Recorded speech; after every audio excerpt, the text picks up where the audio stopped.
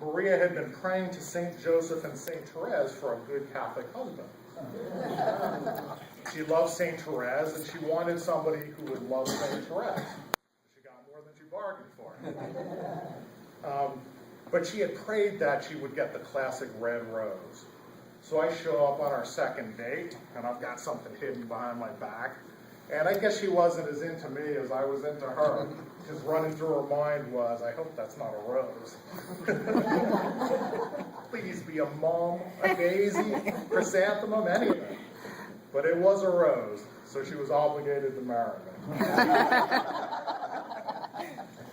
And we actually, she did get into me at some point, and we got married on the Day of Roses, Valentine's Day in 1998. So I've been reading and studying about St. Therese for the past 20 years or so. And about many years ago, I had a job in Philadelphia where every day I had the classic commute down the Schuylkill, and I had a lot of time to listen to audio cassettes. And I had an audio cassette of Story of a Soul, the unabridged version. And I actually, on my commutes over the years, listened to it about 40 times through. The message started to get into my heart, and I knew that this was something that I had to share with other people.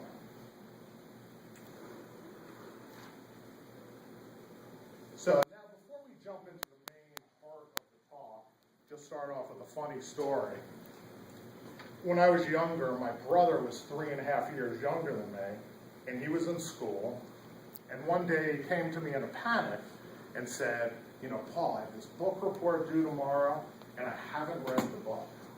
I'm like, okay, what book is it? He said, well, The Call of the Wild. I said, well, you're in luck, because I read that. So I proceeded to tell him all he needed to know about The Call of the Wild. Told him all the details. So a couple weeks later, I asked him, you know, Brad, how'd you do on that book report? He said, well, I got an F. I'm like, you got an F? How'd you get an F? I told you the whole deal. He said, well, one part of the deal you didn't tell me, that Buck was a dog. He said, I wrote in my report that Buck shot this guy. Buck sidled up to the bar to get a whiskey. Buck sang in his beautiful voice. And the teacher kept writing in the margins, oh, really?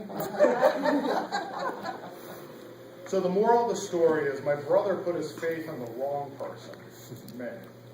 And in this year of faith, we want to learn to put our faith in the right person, Jesus Christ. Pope Benedict XVI, in his apostolic letter, Porta Fidei, or Door of Faith, called for a year of faith in the Church from October 11th, 2012 to November 24th, 2013. So we have about 11 and there was 2 reasons for the October 11th date. It was the 50th anniversary of the convening of the Second Vatican Council, and it was the 20th anniversary of the publication of the Catechism on the Catholic Church. And the end date of November 24th is the Feast of Christ the King this year. So what is faith? Why discuss this? Why have a year of faith? Now, faith is the assurance of things hoped for, the conviction of things not seen. Hebrews 11:1. And from the Catechism, faith is first of all a personal adherence of man to God. At the same time and inseparably, it is a free assent to the whole truth that God has revealed.